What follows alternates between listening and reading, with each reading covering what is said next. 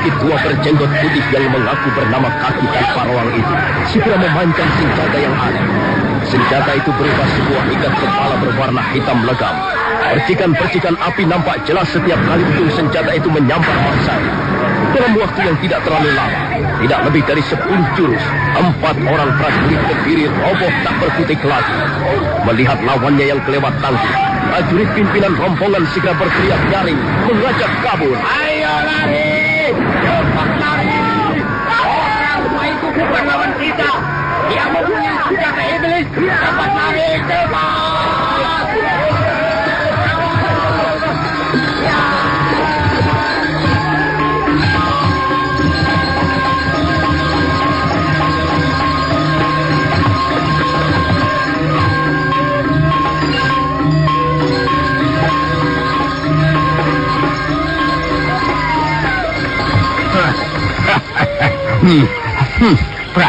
Prajurit pengecut.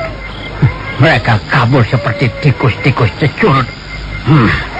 Ada 4 orang yang kulihat bisa meloloskan diri. Kek, bukankah kau kakek tanpa ruang? Iya, ada apa? Terima kasih, Kek. Kali ini pun kakek telah menyelamatkan saya. Nah, apakah mereka sempat mengganggumu? Tidak, Kek. Yang seorang memang sempat masuk ke ruangan tidur saya. Dia bermaksud menyeret saya keluar. Tapi mendadak kakek muncul dan melemparkan orang itu keluar. Iya, aku sudah tahu kehadiran mereka sejak sebelum senjata tadi. Mereka semua ada 10 orang. Yang 2 orang berhasil kulumpuhkan sebelum mereka mendekati pohon randu wadon ini. Maksudku, ya untuk menakut-nakuti yang lain. Tapi pimpinan rombongan itu agaknya cukup pandai. Akhirnya aku terpaksa mengusir mereka dengan jalan kekerasan. Agaknya mereka semuanya terbunuh, Kek.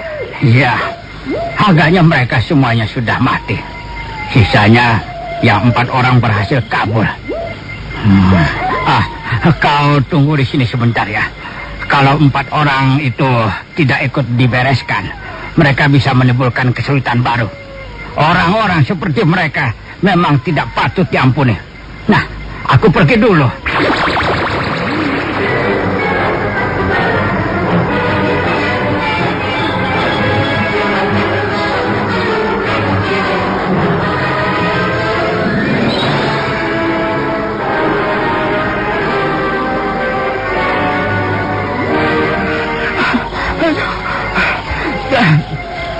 Tidak, berhenti dulu, Tuan.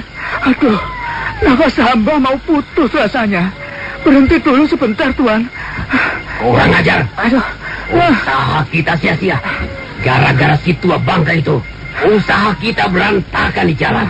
Yang jelas, 6 orang kawan kita telah jatuh menjadi korban, Kakang. Aku tidak terima. Aku tidak akan menyerah sampai di sini. Apa maksudmu, Kakang? Besok kita akan kembali lagi. Aku akan melaporkan hal ini pada Tuanku Mantri Segoro Winotan. Aku akan minta sejumlah prajurit untuk mengobrak-abrik tempat ini. Kurang ajar. Baru saja pimpinan rombongan itu menyudahi kata-katanya ketika mendadak terdengar bunyi kerosak daun-daunan. Dan mereka segera melihat sebuah bayangan yang mirip seekor monyet besar berkelebat hinggap dari dahan ke dahan.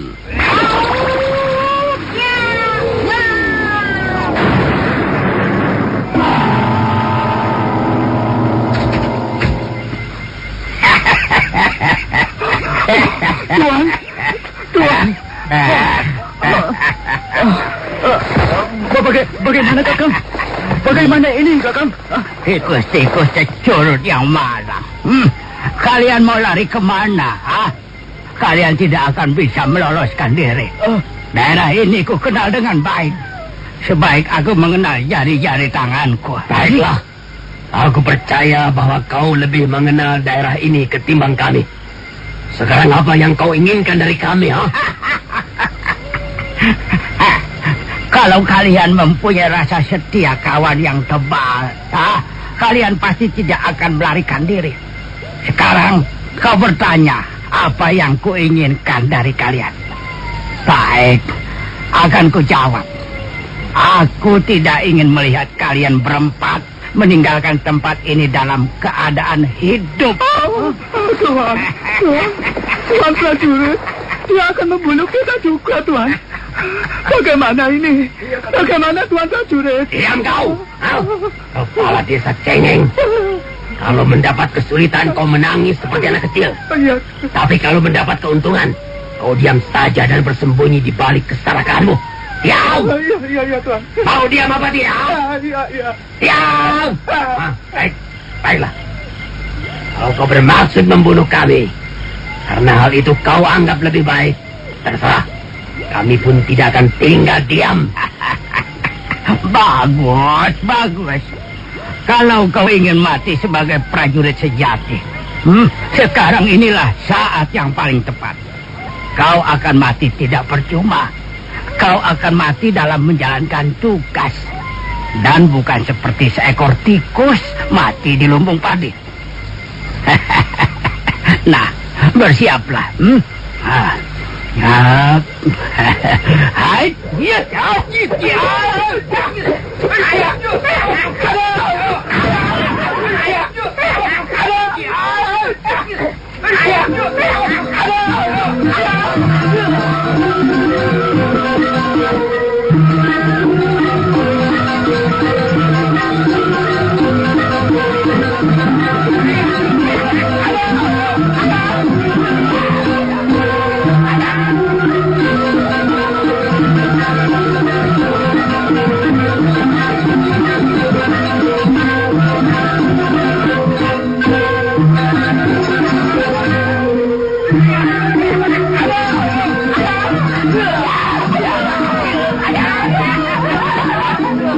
Tanpa Rawang sama sekali tidak memberi ampun. Ujung senjatanya berkali-kali menggeletar di udara. Yang menjadi korban pertama kali adalah justru prajurit pimpinan rombongan. Tubuhnya segera meliuk-liuk dan roboh begitu terkena sambaran ujung senjatanya yang aneh. Prajurit berikutnya menyusul. Tubuhnya sampai terpental sejauh 2 batang tombak ketika ujung ikat kepala geledek menyambar tulang lehernya. Prajurit ketiga bermaksud melarikan diri, tapi secepat kilat kaki Tanpa Rawang mengirimkan pukulannya yang dahsyat.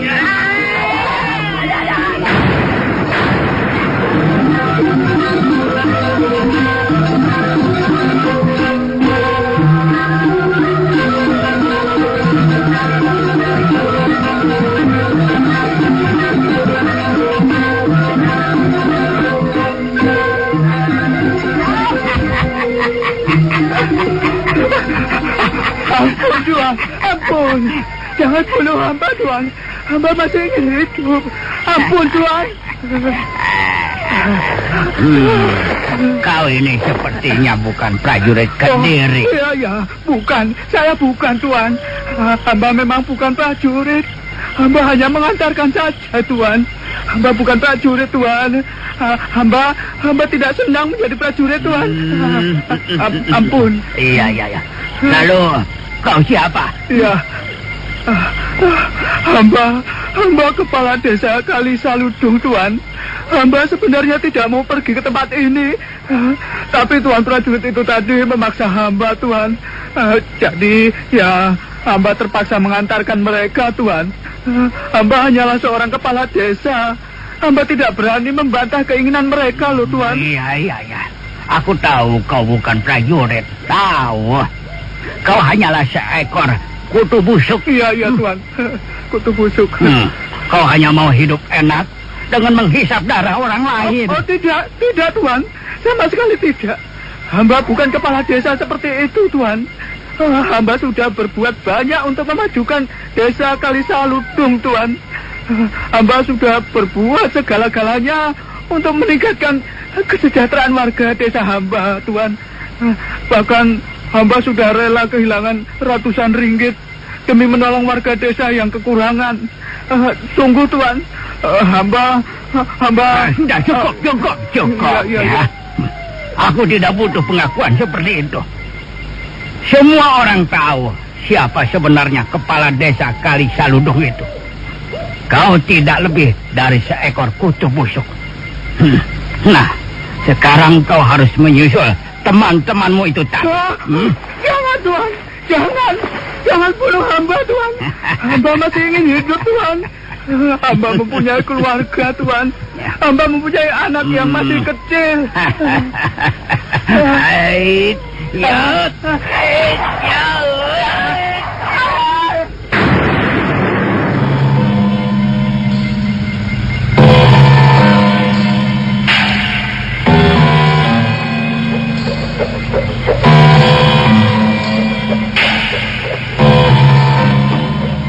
Kaki tanpa ruang sambil memain-mainkan ikat kepala geledeknya terus melangkah maju. Sementara itu kepala desa Kalisaludung mundur-mundur sambil mengkerut ketakutan. Dia sama sekali tidak menyadari bahaya yang mengancam di belakangnya. Bahaya itu berupa sebuah jurang yang sangat dalam. Dan kepala desa itu terlambat ketika menyadari datangnya bahaya tersebut.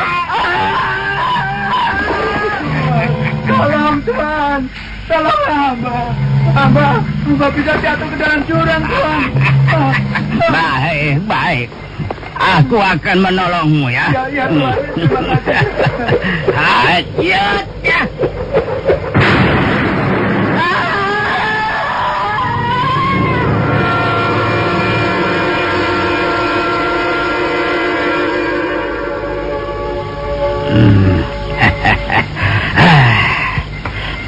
Sekarang sudah kubereskan semuanya. Kau membunuh mereka semuanya, Kek? Iya. Mereka sudah memperoleh upah dari perbuatannya sendiri. Apakah itu tidak terlalu kejam, Kek? Mereka itu orang jahat, ya. Dimanapun juga, orang jahat selalu membunuh dirinya sendiri. Sudahlah, kau tidak perlu berpikir terlalu jauh, ya. Yang penting sekarang ini keadaanmu aman. Tapi sebaiknya kau pindah dari sini saja. Pindah? Pindah kemana, Kek? Ya, aku kira untuk sementara ini sebaiknya kau pindah ke Randulanang. Aku takut teman-teman prajurit itu ada yang menyusul kemari. Nah, nanti setelah kambing piot itu kembali, kau bisa tinggal di sini lagi sesukamu. Kalau begitu, baiklah, Kek. Saya menurut saja.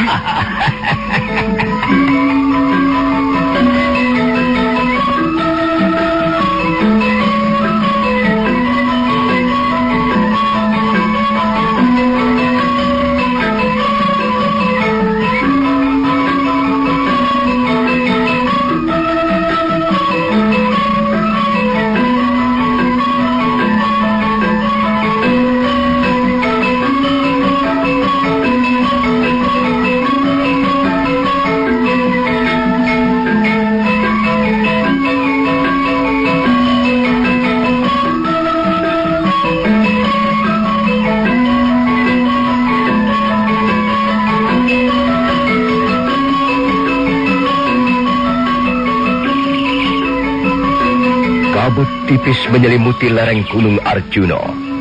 Sekalipun matahari bersinar terang, namun udara terasa sejuk. Angin dari utara mendesah perlahan, memainkan pucuk-pucuk daun angsana dan cemara dewa. Arya Kamandanu sedang melatih Panji Ketawang olah kanuragan. Sejak pagi tadi, dia melatih keponakannya itu di halaman gubuknya. Sudah. Tidak usah diteruskan lagi. Ada apa, Paman? Aku berkata tidak usah diteruskan lagi. Sudah cukup. Kita hentikan saja latihan ini. Tidak ada kudanya. Tapi, Paman, Tidak ada tapi-tapian. Cukup, kataku. Lebih baik kau tidur sana. Aku tidak senang melatih seorang pemalas. Saya lelah, Paman. Kau selalu begitu. Kau selalu mencari alasan. Panji. Apakah kau sebenarnya tidak suka aku melatihmu ilmu kanuragan? Maaf, Paman. Barangkali saya kurang berbakat, Paman.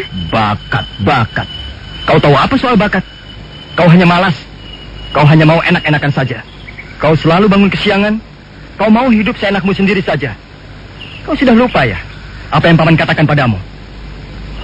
Panji, kau harus mau bekerja keras. Hanya dengan bekerja keras, setiap orang akan berhasil meraih apa yang dicita-citakannya. Kalau kau hanya mau enak-enakan, dari mana kau akan memetik buah keberhasilan? Maafkan saya, Paman. Maafkan saya. Nah, sekarang kau menangis lagi. Aku ini tidak tahu kau ini bocah macam apa, Panji. Apa sebenarnya yang kau inginkan? Baiklah, Paman. Baiklah. Saya akan rajin berlatih bersama Paman. Sudahlah.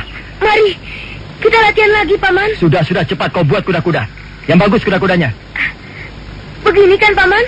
Kuda-kuda yang bagus. Ya, begitu. Nah, lihat Panji. Sepotong kayu ini boleh kau ibaratkan sebuah pedang. Ya. Sekarang kau harus menahan serangan-seranganku dengan sepotong kayu ini. Anggap saja kau diserang oleh musuhmu dengan sebilah pedang. Ya.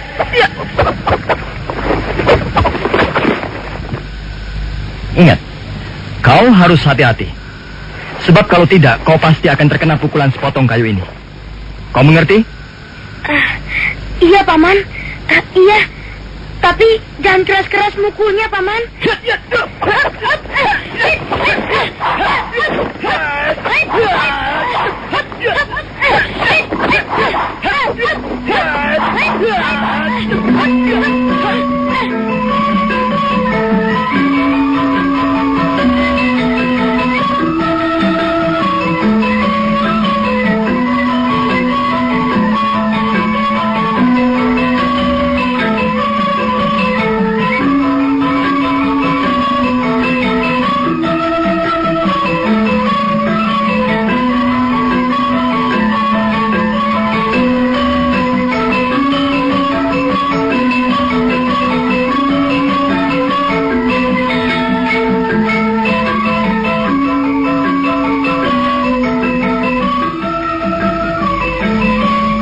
Ilmu kanuragan itu penting, Panji.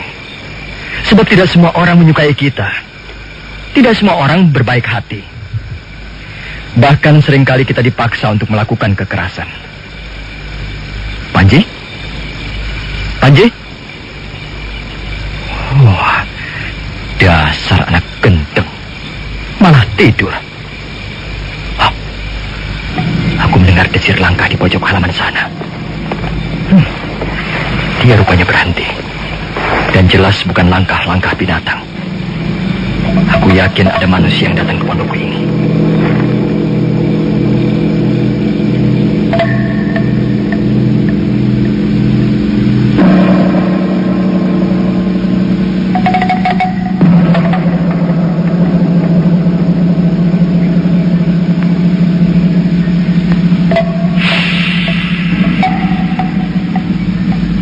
Pelan-pelan Arya Kamandanu bangkit dari atas pembaringan.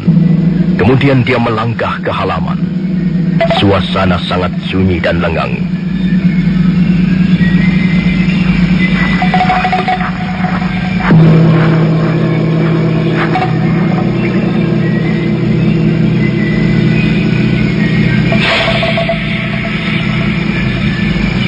Nah, saudara pendengar, bagaimanakah kisah selanjutnya? Siapakah sebenarnya yang datang ke pondok Arya Kamandanu? Dan apa maksudnya? Saudara pendengar, silakan menunggu seri berikutnya.